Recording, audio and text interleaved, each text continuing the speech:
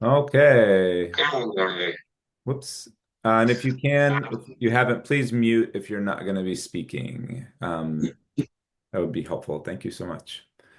Okay, everybody, welcome. Thank you so much for joining us this morning. I am in Santa Barbara, California, on the West Coast. Really excited to connect with all of you. We're going to talk today about soil organic carbon and Ecometric's new product launch. Very exciting. We've been working with David and the Ecometric team for quite some time. Lovely partners of ours, really strong advocates for farmers and ecological regeneration. And we're going to unpack these new credits that they're bringing to market, talk about how we got here, profile the credits. We're going to jump in and communicate about Regen Registry and the Regen platform, so you understand kind of where you're at and why Ecometric and Regen are a great team. So I'm Dave Fortson. I'm the Chief Growth Officer at Regen Network Development. So at our heart, just a quick intro about Regen Network, and then we'll move in to the rest of the program. Regen Network it really develops software for the origination, management, and distribution of ecological assets.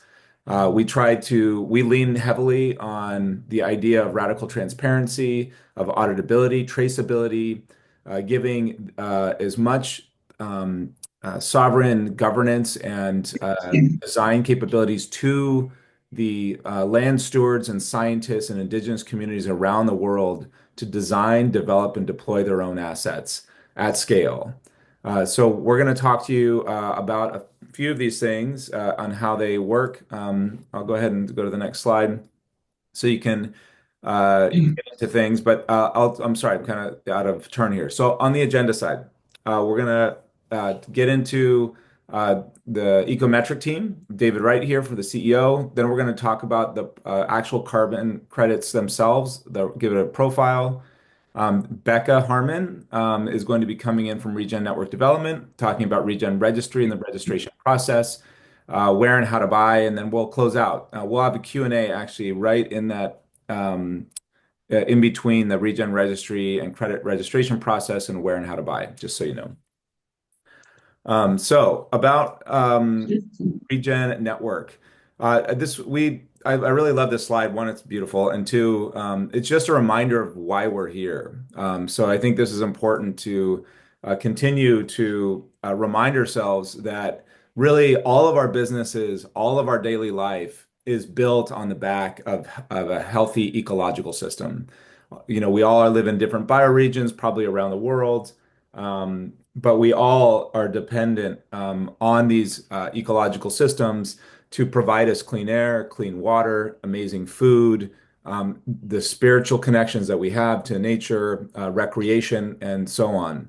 And unless those regenerative systems are, particularly in today's world where we've spent now close hundreds of years disturbing and now disturbing really at scale, we're seeing the impacts of those broken down ecological systems when it comes to climate risks, such as hurricanes or tornadoes or drought or extreme rain. But it's also just fundamentally damaging our ability to have a functioning ecosystem, which is starting to hit home, I think, for a lot of businesses, for a lot of countries and communities that we need to move quickly to repair. So today is about what repair looks like at scale, what it looks like to drive millions, if not billions, if not $1 trillion of capital directly at our land stewards who are on the ground around the world repairing these ecological systems. So this is more about a little bit more about Regen Network, and we'll get into some of this during the registry system, but it gives you a sense of the full stack asset origination system that we've developed with our public proof of stake blockchain called Regen Ledger, which is immutable. It allows for radical transparency and insight with the goal of building trust in the claims, the data, and who says what, when, and where. And then we have a Regen Registry. Oops, pardon me. Our Regen Registry, which we'll talk a little bit more about that shortly, allowing for this transparent project and methods registration system, programmable governance, auditing and verification tools. And this is available to project developers, buyers, and international standards bodies. And then finally, our marketplace. This is a marketplace on the Regen.network website. If you go ahead, if you want to pop in there and while we're talking, you can get a peek at the marketplace. And this is where you can buy credits, biodiversity credits, you can buy carbon credits, and you can buy environmental stewardship credits. We're trying to offer a diverse portfolio of ecological assets for corporations, institutions, and individuals around the world seeking to meet their climate goals and objectives. Great. So we're going to go ahead and dig in. I'd like to introduce David Wright, CEO of Ecometric. Again, just really a really strong and dedicated advocate for farmers to help them sequester soil organic carbon. He's going to take you through these new credits that are coming to market. So, David, thanks for being here, and let us know where you are. I have a feeling you're not. Are you back in the UK yet, or are you still cast abroad? Yes. Okay, good. Well, welcome home. Thank you very much. I know you've been traveling. Thanks for the introduction. Yeah, I'm based just north of London, about 50 miles north of London in the UK today. Welcome to you all. So we're here to pose and answer a question. What if we could use food to help solve the climate crisis? Next slide, please, David. And this really is a celebration of the incredible pioneering work of the first group of farmers that are coming through our system. So our system started monitoring soil carbon in the UK back in 2021, and we'd had a look at prior data sets earlier than that. And therefore, it's taken, as you'll all know, from project developers or buyers or interested farming partners, it takes time to adopt the practices that create the change, and then it takes time to record it. But we're just the supporting act here. The stars of this show are the farmers that have done the hard work, the land custodians that have introduced a whole new, host of new practices to regenerate their soils.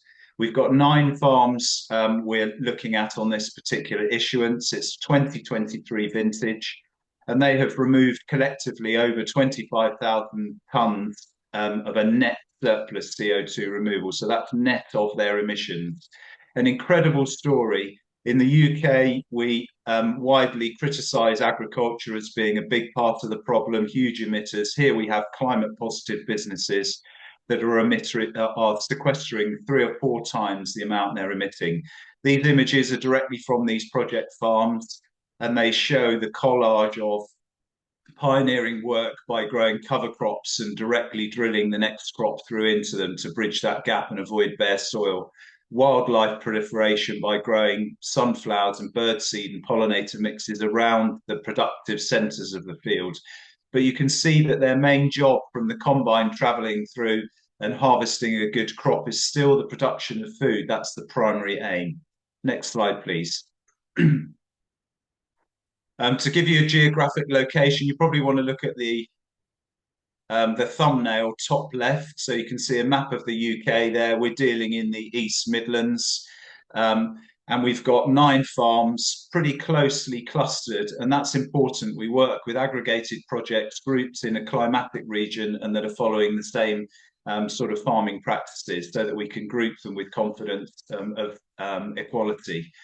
Those farms between them have actually removed 32,000 tonnes of carbon. We keep some back in the buffer pool, and you can see 25,000 tonnes just over are coming to trade. What that equates to is over 11 tonnes of carbon dioxide per hectare sequestered net of emissions. Now, that's a tremendous number, but it only represents an increase in soil organic carbon of 0.09%. So it's achievable. This isn't evangelical. This is something that others can follow.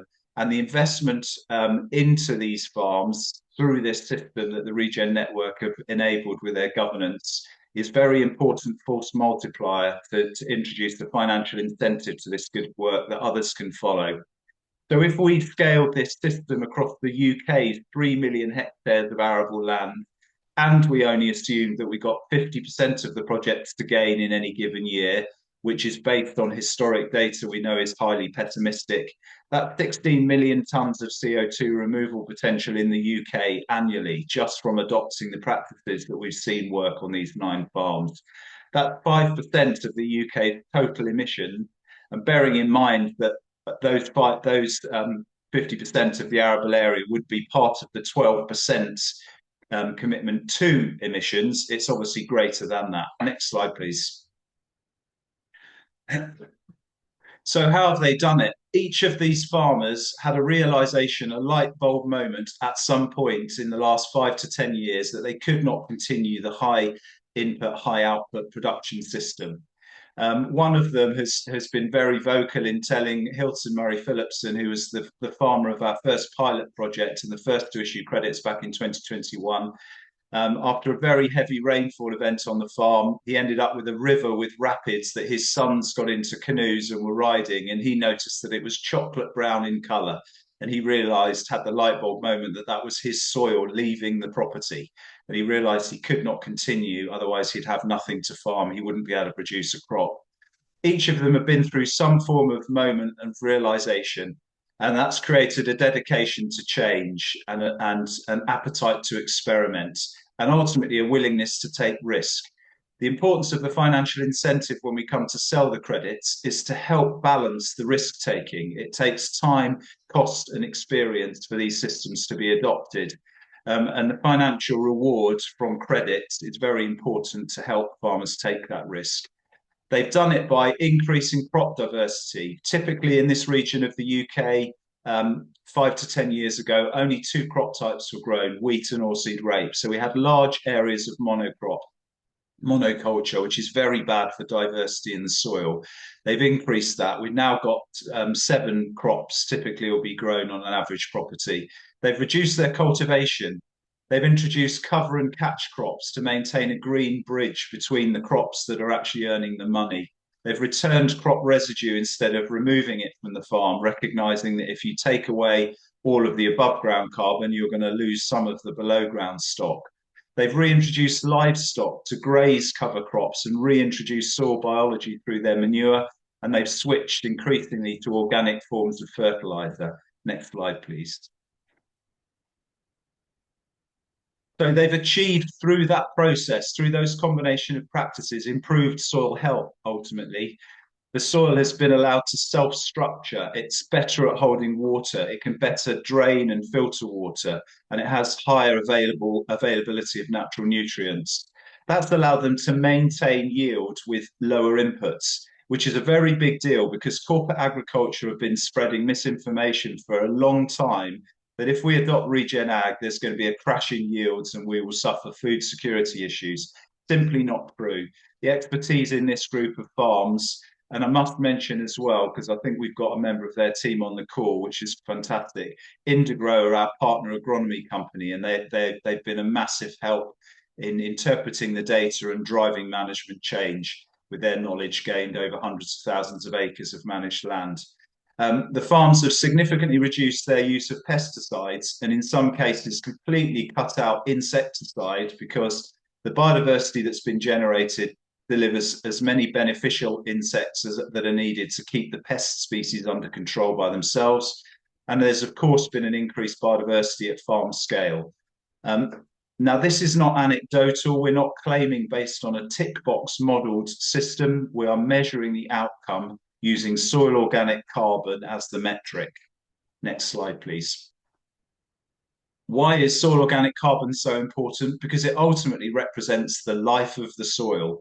When we send a soil sample to the laboratory and they report the carbon content back, that carbon content came from the living and the dead organic material, microbes, fungi, the biomass, and decaying plant matter. So if you have low soil organic carbon, it means low life and the low ability of that system to work with nature. Declining stocks indicate a system in decline, and we want to see increasing soil carbon stocks, which brings great resilience to the system. That soil carbon increase itself represents removed carbon dioxide. That's plants taking up carbon dioxide from the atmosphere through photosynthesis and some of it ends up in the soil through sugary exudates and decaying plant residue. That organic matter and converting into organic carbon brings great resilience to the effects of climate change. So this is not just about mitigating for climate change, it's about reacting to it. And we've proved time again and again that soil organic carbon can be increased without sacrificing yield. That's very important. But we've got to measure it if we're going to manage our way into a new system. And the system change needs data, which we're providing, knowledge, which Indigo are providing, and financial incentive, which is being provided through the Regen Network ecosystem to turn the measured gains into credits. Next slide, please. So to change the system, it's a pretty big ask. We've got global decline in stored carbon. So this isn't just about the UK, and we've now got projects in Brazil and Mexico. We've got projects under discussion in Zambia, Kenya, Canada, USA, Iceland, and the EU. We've got to work in all of those areas at scale and urgently. What we're doing is realigning short-term economic necessity to subsist or make a divisible surplus with long-term sustainability. Those two have been out of balance, where we've been mining carbon reserves for the short-term gains. We need to identify and mitigate climate risks. Farmers are operating in a dramatically changing climate, and they've got to wake up to that quickly and adapt, and that needs data. And then we've got to reward the climate impact because it's a public good. That removal of CO2 benefits all of us. We're offering a new data set, which is bringing completely new insights, and we're learning on every single monitoring cycle. We're far from claiming we've got all the answers. We're scratching the surface. We share the knowledge we learn within the project community so that high performance strategies can filter through to everyone, and also across the industry as a whole outside of the project community to magnify the effects.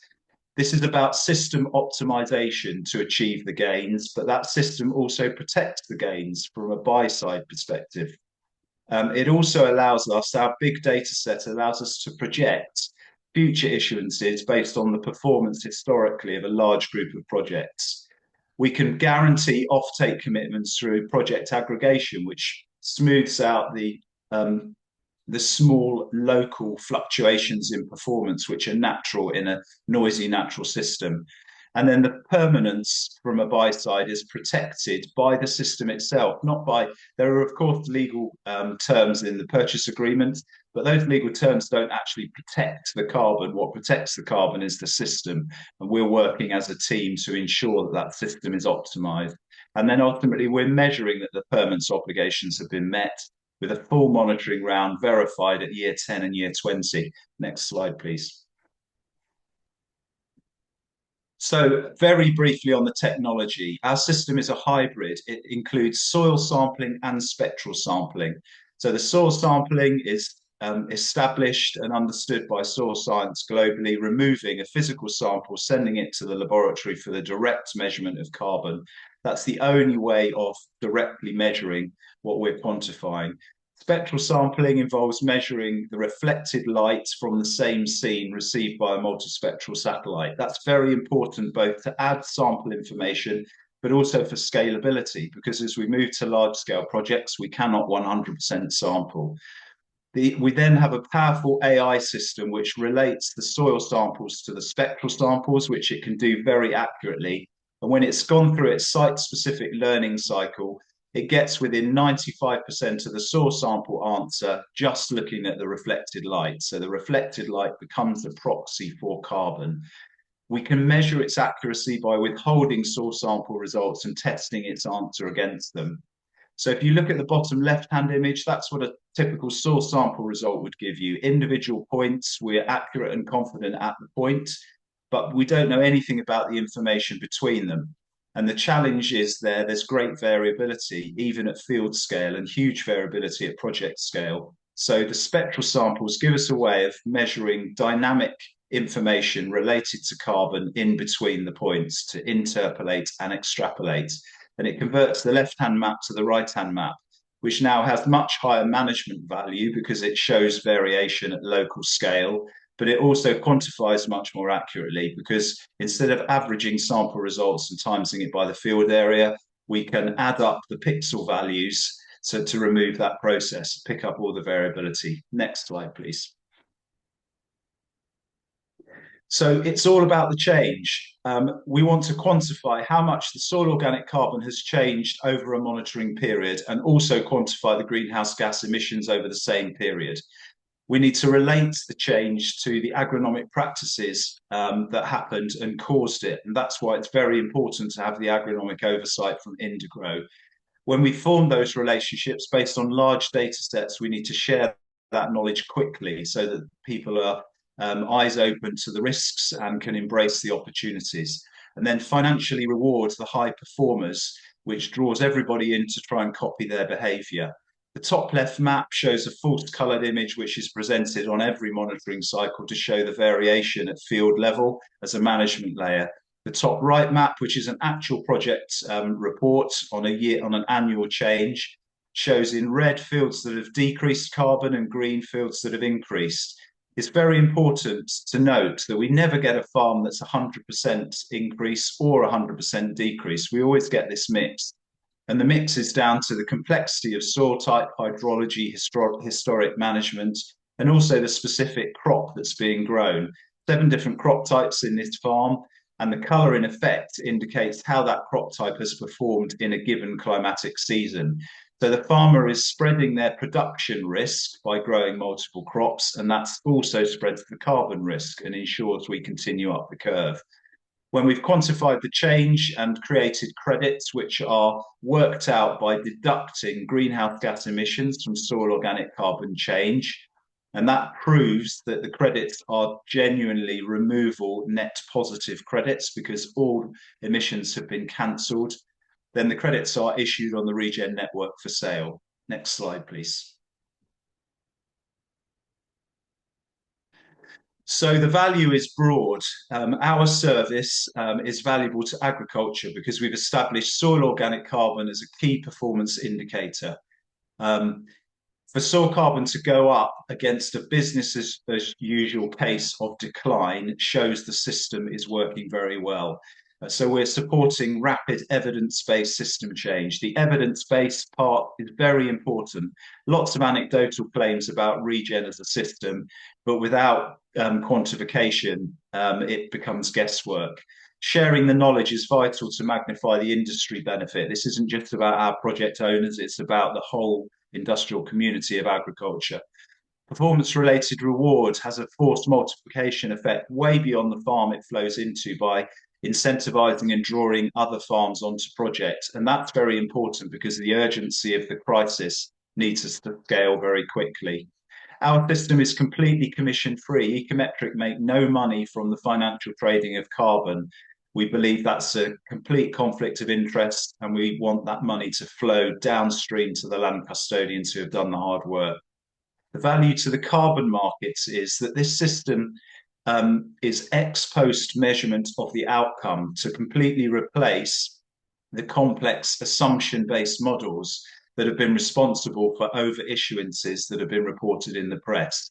There are many places to hide in the rules-based systems, whereas there's nowhere to hide in ours. The system can't be played. You don't get paid unless you've made a measured gain. So that makes the gains and the credits measurable. And then the Regen Network's contribution is massive here because their system allows the transparent and immutable recording of all data.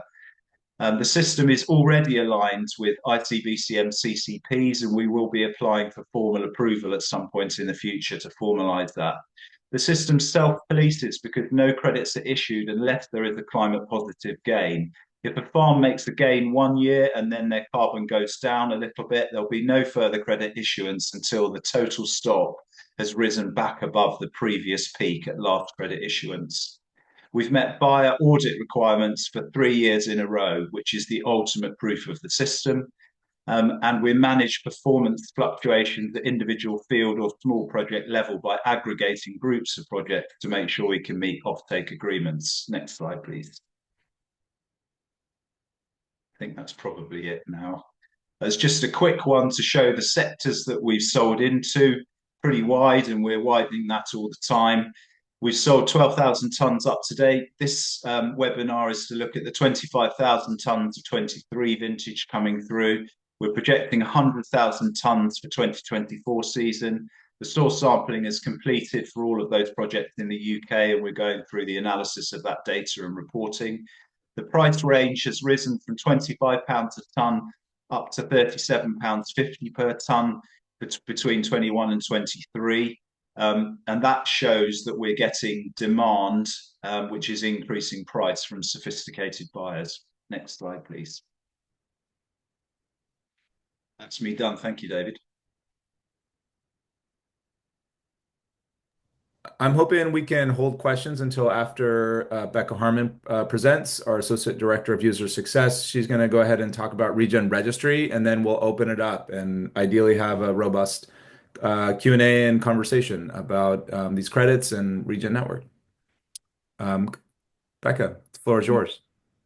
Hi, everyone. Welcome. It's good to see so many faces, and such a pleasure to take a moment to, I think, really sit with how impactful not only these projects and credits are, but the relationships and the work on the ground that brought them about.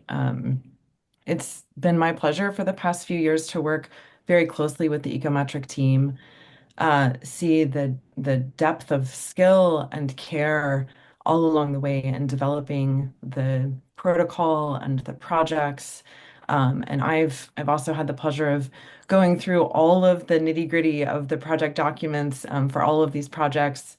And what's really clear to me is that it takes a lot to really convey the work that's being done on the ground by these farmers and to convey it in a way that is capturing both the integrity of the management of this land that comes out in the form of soil organic carbon change, but also the beauty and the promise of these landscapes and what it takes to have these really into the future in perpetuity.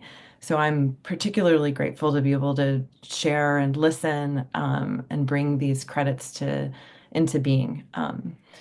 Our part that we play is very much a support role. So as David was saying, the real work is on the ground. Well, we say the real work is on the ground, and the real work is Ecometric working with these projects. And so we are at this kind of infrastructure layer of Regen Registry. We're an ecological service registry in the voluntary carbon market and payment for ecosystem service markets. And what we're doing is putting together the tools and services, the infrastructure to enable groups like Ecometric to create these projects and credits, these assets, to register them, verify them, and manage them in order to bring that funding full circle back to those projects. We use a lot of different tools to do it. So I'm going to walk you through a little bit of what we do. So next slide would be great.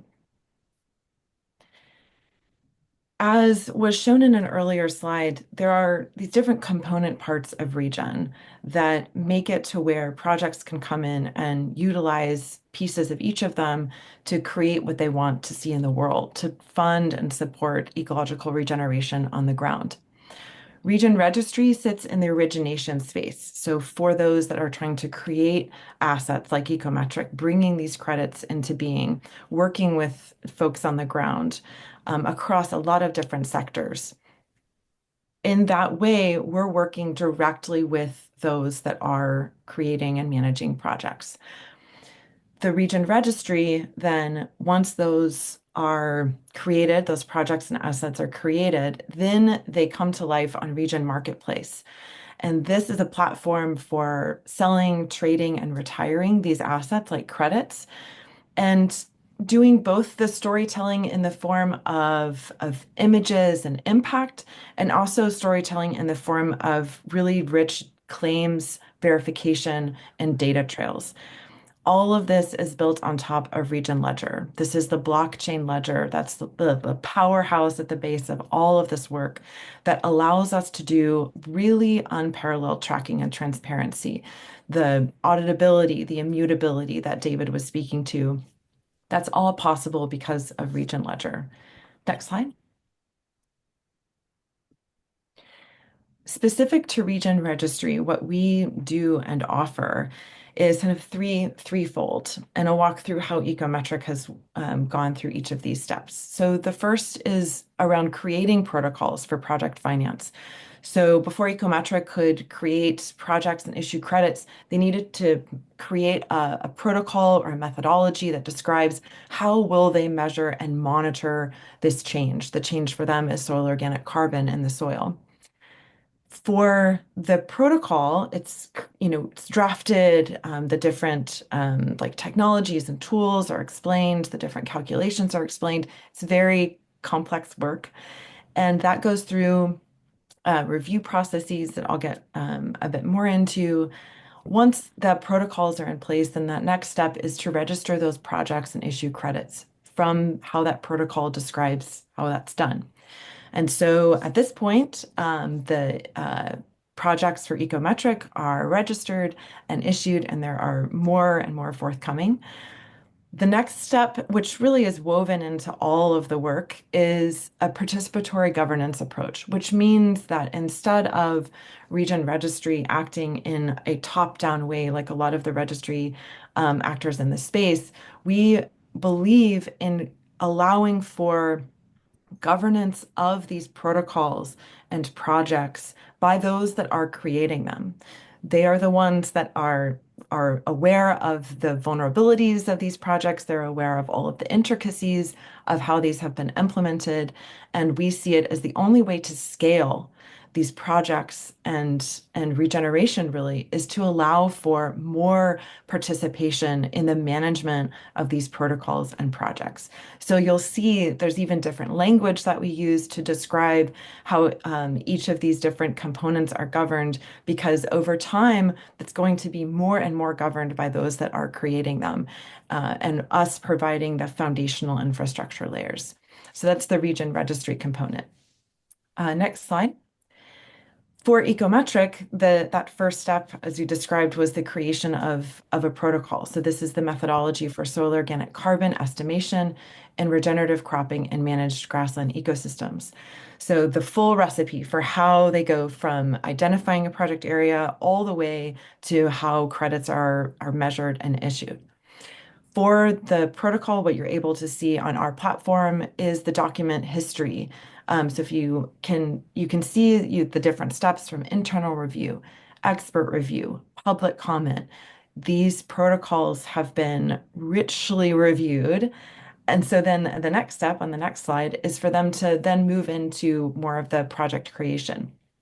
And this is where we want to really reframe what the registry does, being less of an institution where it's my way or the highway, and more of this is the process, and you have different options throughout, and there's flexibility and modularity and access to tools all along the way. Next slide. The first kind of step within this process, this registration process, instead of registry as an institution, is that you are able on our app to create projects even before registration, even before issuance, to go ahead and get that story out there, to go ahead and start creating some excitement and engagement around your project. Imagery and sharing documents and data, that's all accessible. Next slide. Within that project page, we also have the Regen data stream, which is an exciting feature in multiple ways. One is it acts as a way for projects to tell stories, to share updates about their work, to share camera trap footage or stories about farmers with lots of imagery. It's also a very robust claims tracking system. We can use it as almost like a verification chronology in a way, where Ecometric, in this instance, posts on the data stream real-time data and project documents. And then Regen Registry posts a review of that, saying that it's approved, and here is the documentation about how it's reviewed. Each of these posts can be digitally signed and anchored on our blockchain, which means that they can't be changed or altered. This allows for a completely different and innovative approach to sharing project information for buyers and even for verifiers to be able to see and access the same documentation and to have that really accessible right on the project page. And so this is for Ecometric for their projects. They've used this as well as this next step. You create the project page, you start to flesh it out with this project documentation and monitoring data. Next slide. One piece within that is the review of the projects themselves. And this is where Regen Registry does this really, I feel like a dance between achieving a rigor that we really haven't seen in the space of carbon markets, as well as an efficiency that we haven't seen. And one of the ways in which we do that is reviewing these projects. We're creating a checklist of all of the different requirements from the protocol and from the program guide for Regen Registry that makes it very clear and very clean what the requirements are, have they been fulfilled, and if it's approved. This is helpful in a just being able to understand and have clarity about what's happening.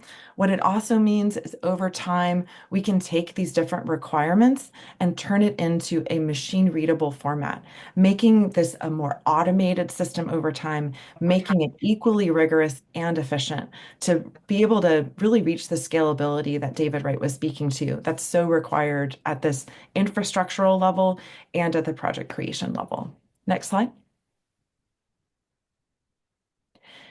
Next is once all of that is in place, then on that project page, you're also able to access all of the documentation for that project, monitoring reports, project plans.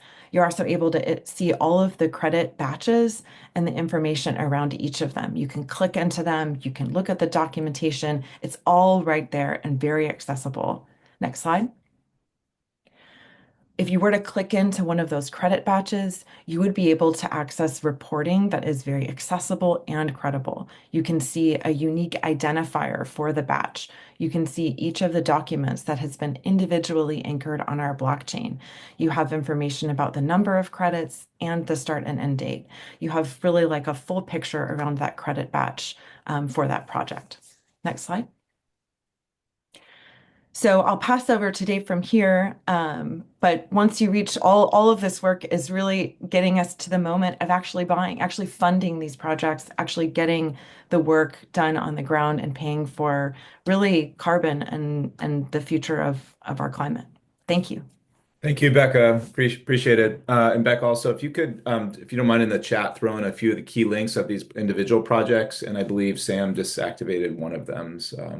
So if you could take a peek there, that will help with this slide. I'm going to pause on this slide, and we've got a number of questions. So both David, just so you know, in the Q&A section, there's a few questions for you. If you want to pop those opens from Florencia. And then it sounds like everyone's been kind of going back and forth also in the chat, which is great.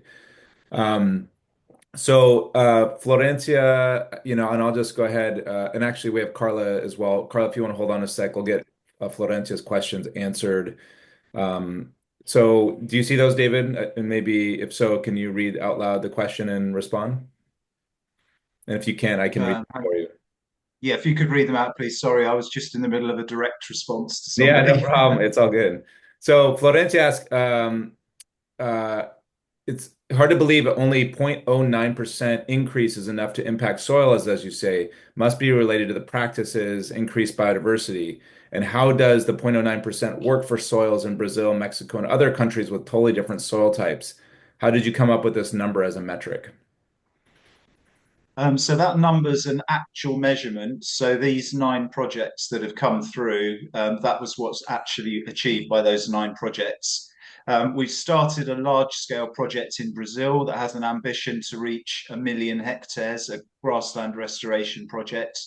The way we approach new areas, new soils that we have no prior knowledge of, is to do a dense, small-scale sampling exercise to establish the variability, so the value range in soil carbon on site in situ. We use that initial data to do a low-density training run on the AI, and then we use the AI to estimate blind on a larger area, and that helps us to design the sampling plan, and then we step up through increasing scale stages. So we use evidence gained from sampling at a smaller scale to design the project sampling for the larger scale, and then we move upwards. And the whole point of this hybrid approach is that you can accept lower density soil sampling at larger scale to work within the cost constraints of a project. And clearly, we couldn't physically sample 1 million hectares in Brazil either. So there's a cost and a logistical control being exerted by the AI. But we never make any assumption about what levels can be achieved in a soil in a new jurisdiction. It has to be proven. And as hopefully came through in the presentation, all credit issuances are ex post against what's actually been measured to have happened rather than what we would like to have happened. And the sampling design itself avoids bias by overlaying a grid. So we don't stratify areas that we've not seen before, because all of the science that we've carried out in the 5 years prior to this has disproved a direct relationship between the commonly used stratification methods and soil carbon. So we found no direct relationship between soil type and soil carbon. There's still a huge degree of variability within the same soil type. We found no direct relationship between NDVI and soil carbon. Those two are commonly used to stratify areas and run a sampling design, which by its very nature is biased and will miss variation. So we overlay a grid, which makes sure, which basically says we don't know where the carbon is. We're going to equally sample all the grid squares, and that will pick up that variability. I hope that answers that question. Yeah, that's wonderful. Thank you so much, David. And I have another question about why do you use livestock? What type of livestock? Because the type of livestock, what you do with it, how to manage, really makes a whole difference between being emitter or neutral, at least. Yeah, so that's a very good question. So typically extensive livestock, so low stocking densities and time managed grazing is a very important part of this. I think we've got the project developer of the Brazilian project on here, Pedro. And the point of the project to restore grassland is actually so that we can increase stocking density, because the stocking density has gone down over time as the soils have been degraded and the amount of fodder for the livestock has gone down. So you can see this relationship between the available biomass, the number of livestock you can put on a site, and the emissions that they create. And that's what we're constantly trying to work within. In our UK examples, we've got quite a lot of data now to show that you get a higher sequestration rate if you graze a cover crop versus chemically killing it. Now, there's of course deep science to uncover there, and I'd get myself in trouble quite quickly if I start talking about bacterial and fungal species. But the simple principle is that the livestock are recycling naturally that above ground vegetation, and as it passes through their rumen and back out onto the ground as manure, it carries biology with it. So that biology then flows into the soil and increases the biodiversity of the soil, which then brings the sequence, the cycling of carbon and nutrients back into a more natural cycle more quickly than if you are just waiting for the biome to recover by itself. Thank you. No, go That's ahead. wonderful. No, I could only just say one thing, is that me, naturally, I would be inclined to use the metrics as what are the practices that are done, but those are much more difficult to quantify. So if you do something like carbon, and that's, as you say, it's very well proven and everything, that's wonderful. So I really like the approach. It's wonderful. Thank you. Thank you, Florencia. I appreciate your great questions. And also, just a reminder, if you're in the chat, we'd love to hear from you, just who you are and where you're living and what you're working on. So again, we're trying to build a network of ecological regenerators here and cross-pollinate all of our work around the world. And please, we want you to use Regen Network as a hub to support that. Carla has been quite patient. Carla, can you unmute yourself? And you had a question that you wanted to ask? Sure. Thank you. Thank you, David, for the presentation. I have two questions. Hopefully, I will be efficient. The first one is how you address the risk of reversal, in the sense of if you're measuring the SOC for X amount of hectares and then it declines and increases again, like how can you I mean, the risk of reversal, and then how do you address of not like duplicating once the credit was already issued and sold? And the second one, So, yeah. um, yeah, now I'll say the two in a row. And the second one, we're a biochar producer and developer, and also very curious on how those biochar project with their own credit issuance can co-live with these type of credits in the, let's say, on the same region or the same project. Is there an overlap, or there is a way they can co-live and create more value for the farmer? Great question. So the reversal risk is managed by optimizing the practices quite simply. So if you think about what this regenerative system is actually achieving, it's returning more organic matter back to the soil every year than the soil can consume. That's the way you keep the curve going upwards. So we're using every method we can to increase the return of organic matter to the soil, and then we're avoiding gaps in green cover. So we would ideally like living roots and canopy for 365 days a year. In UK agriculture growing winter cereals in a conventional system, we will have a 3 to 5 month gap where there is nothing growing. And that's clearly risk that has to be closed off. In terms of individual fluctuations of performance, we see it all the time. We'll see a project have a particularly good year because there is a direct relationship between yield of their cash crop and carbon yield. Because, of course, the bigger the cash crop, the more carbon is captured, and therefore greater sequestration levels. And that's directly related to what the climate was in that year. So the challenge is becoming, we're getting wild swings in climate. So you can get wild swings in yield. And we've seen this. We've just had the worst winter for 20 years in winter 23-24. We had 2.5 times the winter 20-year average of rainfall. And then this autumn, we had 3.5 times the September average of rainfall, right when the field work is happening. So the climate change itself is introducing a reversal risk. So that's why getting the system right is so important, and being eyes wide open to where the risks are so that we can close them off, because it's the system being optimal to the particular climate being experienced that protects against reversal.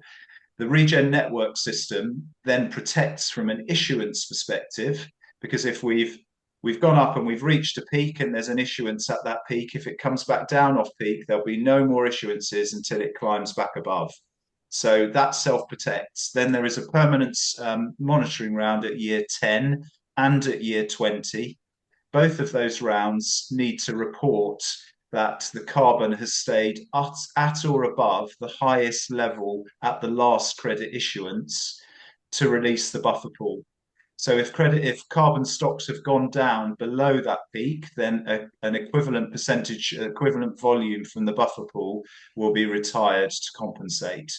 Now, that buffer pool, quite uniquely in this system, remains under the ownership of the land custodian. So that's their carrot to keep the carbon there, because they will have that buffer pool released back to them and they can sell it at year 10 and year 20. So there's a very good balance of rights and responsibilities of carrot and stick. Onto the biochar, would love to direct contact with you and work something out, because the honest answer is we don't know. We've watched alongside biochar projects in the UK with great interest.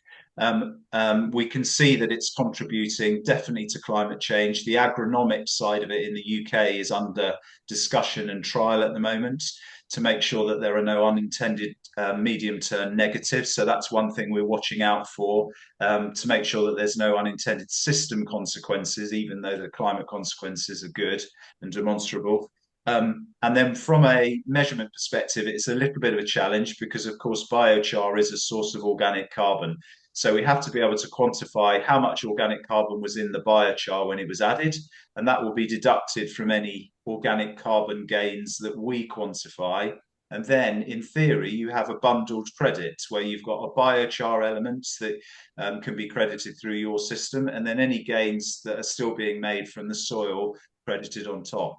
So they look compatible, and it looks like it will be a complementary activity agronomically and for crediting. Thank you very much. Thank you. Great question, Carla. So great. Definitely keep dropping into the chat. David, there's a couple questions there for you. I'll just let you take a peek while I'm chatting here. So just so you know, Becca put in a link to the Brumbower estate, which I got here in the screen share. You can in the bottom right-hand corner purchase with credit card. And this is just like as a like another way that again we're hopefully trying to support projects like David's and others have easy access to a marketplace and ability to purchase credits, or you can buy over the counter. You can also buy with crypto for those who are savvy in Web3. So if you are interested, please feel free to go there and check that out. David, I did have a question before you dive into some of these other questions that are in there. Can you just speak a little bit about the farmers themselves? Can you paint a picture for us briefly around the humans on the ground in the UK, what they're facing, how it's been to work with them? Again, knowing that what you're doing is helping organize, aggregate, and bring to bear these credits and helping support the implementation of these new methodologies. But I think sometimes we get lost in the technical and the sampling and monitoring, but there are actually humans on the ground that are working in the fields every day. Can you just tell us a little bit more about those folks and anything unique or special that might be worth sharing here? That's a good question. So I think, of course, they're unique individuals in having made their own minds up that there was a need for change, but they're not evangelically devoted to regen. They're still operating a system where they need to make a divisible surplus. So this is business first. Some farmers in the UK don't like the term regenerative agriculture because they don't like the system to be named by someone else who's not a direct practitioner, and I can see that point. If you zoom out to global agriculture, in the industrialized agricultural world, it's a debt-fueled industry. Huge amounts of money are spent with the hope that a divisible surplus of profit is made at the end of the season to pay off that debt. That's the challenge we're facing. So that's why the financial incentive of credits is so important, because to get people to change the system, we've got to get them to change their whole attitude to how they borrow money, the financial apparatus that surrounds agriculture. So it's quite a big deal to change the culture. So by bringing a project community together, it magnifies their voice. And what's particularly special is we're adding data to the anecdote. We're adding the quantum. And probably the most powerful part of our system is that we report when it goes down as well as when it goes up. The model-based systems will just continue to have you believe you can make gains if you keep following the practices. And it's simply not true, because they don't account for how well the practices worked. They don't dynamically account for what the weather did in a given season. And so we've got several mechanisms of change here. For the farms that have made up their own minds to change, like these 9 we've got here, they're fantastic to work with because the door's wide open and we can walk through and bring the cumulative might to bear of the agronomy support from Indigrow, our data support. We can work with the farm management team. Everything goes in the same direction. But where we encounter conventional farmers who are still making a lot of profit from farming high input, high output, it's a much more difficult challenge, because they will join our system purely to make money. They haven't made their mind up that they need to change. And what happens is they will spend money on 2 monitoring rounds to find they've made a big loss. And that's the moment that the light bulb goes on for them. So it all comes back to hard data proving what we're saying. Great. Thank you. And Dave, there are a couple questions in there. There is from a few folks. I'm just trying to pick up one. With all the technical complexity involved in the process of credit generation, legal, financial, technological, et cetera, how do we and you address the risk problem of the regenerators, the farmers and stewards, not really understanding most of what's happening under the hood from a technical point of view? What does Ecometric usually do in terms of sense making and communication with the regenerative community on the ground? Like, which sounds like, again, how are you translating all of this complexity, the testing, the technology into the emission of this new revenue generating project for the farmers in a way that is they can consume and understand and ideally be able to increase their trust and relationship to the system? That's a very good question. And for all the project developers in the room, it's very important that you've got members of your team that understand the farming system on the ground. So we need to be able to speak fluent farmer. I'm a fifth generation as far back as I can trace, but it probably goes back further farmer. So I understand and I can speak to, I understand the problems they faced. I've had to earn money from the land myself, so running a family farm. So it's very important to have that knowledge set, because what we can't do is go and impose a new technology into a change resistant industry. It simply doesn't work. What we have to do is go and communicate sensible methods that can be understood. And this is where the importance of the direct soil sampling comes in, because that's ubiquitous across global agriculture. Farms really across the world, even in subsistence systems, if there's any agronomic support in those systems, at some point soil samples would have been taken and analysed for nutrient requirements.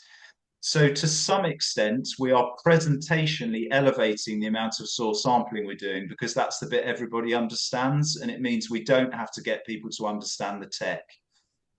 So it's working at the pace of the land custodian, communicating in language they understand, making sure it translates ultimately to them having a better business.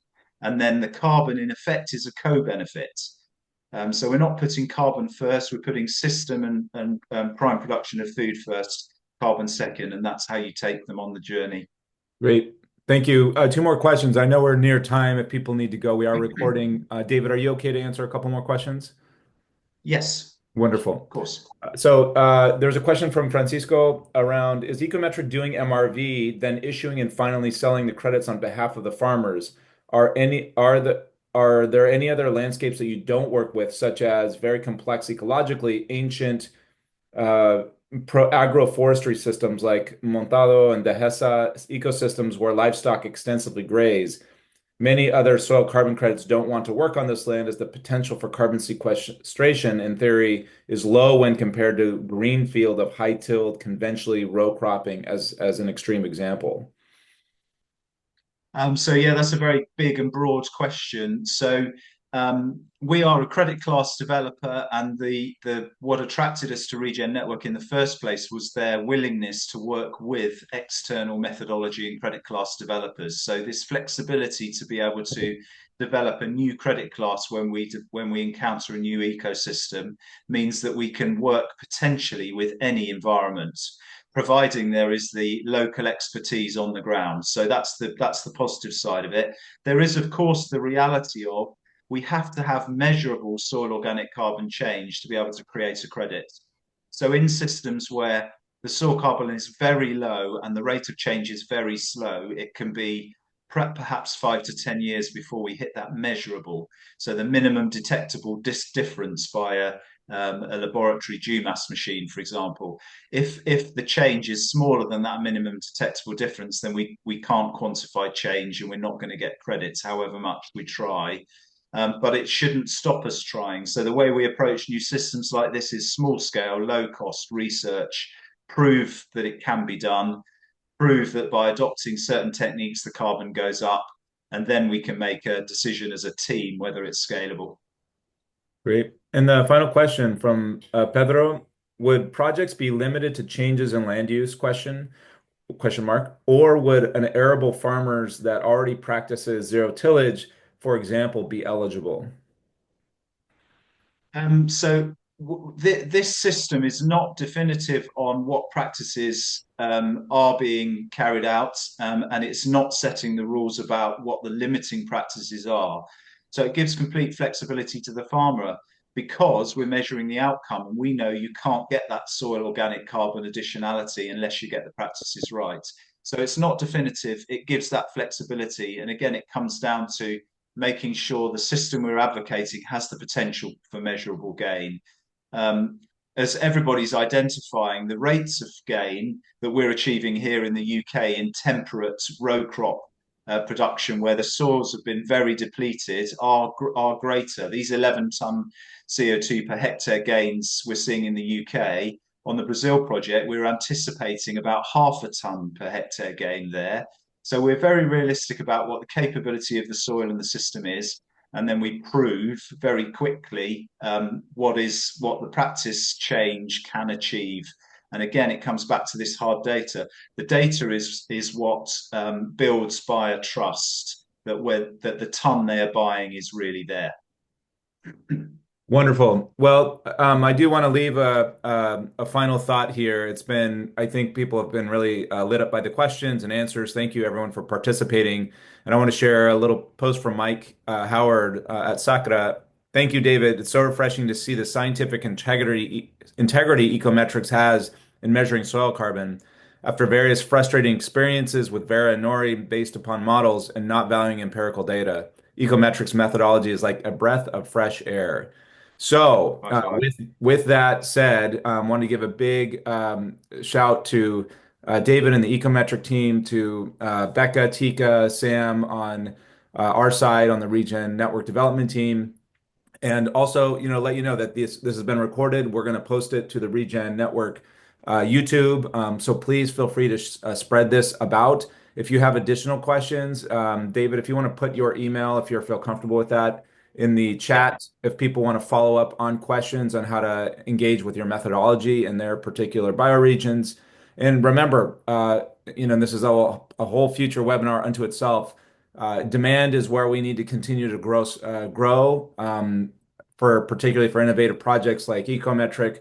So, as a network of actors all focused on regeneration, if you have thoughts on demand vectors, institutions, organizations, companies that you think fit with this methodology, please feel free to share those. And obviously, we're going to be looking out for each other and for all of you out there developing new projects on Regen Network and making sure the world hears about it. So, thank you everyone for joining us. Really grateful. Any final word, Becca or David, before we part today?